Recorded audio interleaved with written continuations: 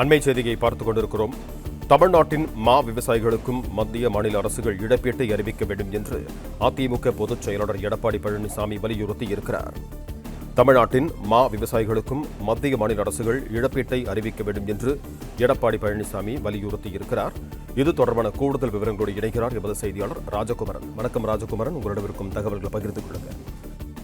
மாம்பழம் விலை குறைந்திருப்பதன் காரணமாக மா விவசாயிகள் விலைச்சரிவை சந்தித்திருப்பதாக குறிப்பிட்டு மா விலைச்சரிவால் விவசாயிகள் பெரிதும் பாதிக்கப்பட்டுள்ள நிலையில் அவர்களுக்கான குரலாக கடந்த 20ஆம் தேதி கிருஷ்ணகிரியிலே அதிமுக சார்பில் உண்ணாவிரத போராட்டம் நடைபெற்றதாக குறிப்பிட்டிருக்கக்கூடிய எதிர்க்கட்சித் தலைவர் எடப்பாடி பழனிசாமி, இங்குள்ள ஸ்டாலின் மாடல் அரசு விவசாயிகளின் கோரிக்கைகளை கண்டுகொள்ளவில்லை, வேளாண் துறை அமைச்சரோ வெளிநாட்டு சுற்றுலாவில் பிஸியாக இருப்பதாக தகவல்கள் வருகின்றன என்று பதிவிட்டிருக்கின்றார்.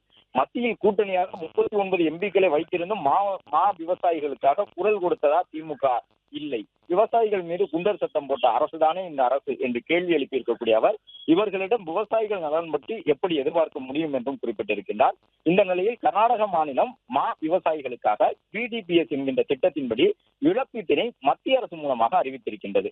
விவசாயிகள் நலன் காக்கக்கூடிய நோக்கிலே மாண்புமிகு இந்திய பிரதமர் அவர்கள் தலைமையிலான மத்திய அரசு எடுத்திருக்கக்கூடிய இந்த முடிவை அதிமுக வரவேற்பதுடன் தமிழ்நாட்டு விவசாயிகளுக்கும் இத்தகைய இழப்பீட்டை அறிவித்து வழங்க வேண்டும் என மத்திய மாநில அரசுகளை வலியுறுத்துவதாக எதிர்க்கட்சித் தலைவர் குறிப்பிட்டிருக்கிறார். ஆண்டுக்கு ஒரு முறை விளைவிக்கப்படும் மா பயிர்களின் விலை வீழ்ச்சியால் சொல்லனா துயரில் உள்ள விவசாயிகளுக்கு இந்த இழப்பீடு பெரும் உதவியாக இருக்கும் எனவும் அதிமுக எப்போதும் விவசாய பெருங்குடி மக்களுடன் துணை நிற்கும் எனவும் அவர்களின் குரலாக என்றென்றும் ஒலிக்கும் என்று குறிப்பிட்டிருக்கக்கூடிய எதிர்க்கட்சித் தலைவர் மத்திய மாநில அரசுகள் இணைந்து கர்நாடகத்திலே மா விவசாயிகளுக்கு அந்த தொகையினை வழங்கியதை கொண்டு தமிழகத்திலும் வழங்கிட வேண்டும் என வலியுறுத்தி இருக்கின்றார்.